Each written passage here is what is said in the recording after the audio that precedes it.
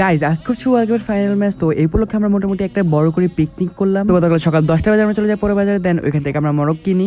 মরক কেনার পর বাসায় এসে আমরা এগুলোকে কাটাকাটি শুরু করে দিই। দেন এখানে আমি একটা পাত্রে নিয়ে যেতেছিলাম এগুলোকে সুন্দর করে ধুয়ে রাখার জন্য।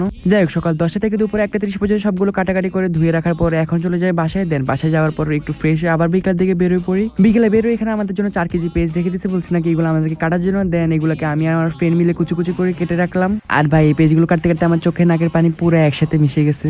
যাই হোক দীর্ঘ 1 ঘন্টা বসে এগুলো সবগুলো কাটার পরে চলে গেলাম বাইরে একটু ওয়েদারটা উপভোগ করার জন্য। আর আজকে ওয়েদারটা অনেক বেশি মেঘলা ছিল। বাই দ্য ওয়ে গাইস, ওদেরকে তো বলি না আজকে মেনুতে কি কি ছিল। আজকে মেনুতে ছিল হচ্ছে চিকেন বিরিয়ানি আর হচ্ছে চিকেন ফ্রাই। আর এখানে 20টা চেয়ার 2টা টেবিল নিয়েছিলাম যাতে আমাদের সবকিছু কাজ করতে সুবিধা হয়। এরপর আর কোনো কাজ ছিল না। এরপর রাতের দিকে বেরোয় দেখি এখানে অলরেডি রান্না শুরু করে দিয়েছে। আর আজকে আমাদের রান্না করতেছিল বাবুর্চি। আর আমরা এখানে ছোট বড় আমাদের সবাই এলাকা ছিলাম। আর যেহেতু বৃষ্টি পড়তেছিল সেহেতু উপরে একটা তেরফাল বসিয়ে দিয়েছে যাতে এখানে বৃষ্টি পড়লেও মানুষের খেলা দেখতে অসুবিধা না হয়। অবশেষে রান্না শেষ হওয়ার পর সবাইকে এখানে খাওয়া দিয়ে দিয়েছিল। আর ফাইনালি আমাদের হচ্ছে বিশ্বকাপের ফাইনাল ম্যাচ শুরু হয়ে দেন আমরা সবাই মিলে বসে পড়ি খেলা দেখার জন্য। আর এখানে খেলা দেখতে দেখতে এত জোরে বৃষ্টি শুরু হয়েছে মুষলধারে। আর গাইস আজকের ম্যাচের মতো এরকম হাড্ডাডি লড়া আর একটা ম্যাচ হয় না এই বছর বিশ্বকাপে।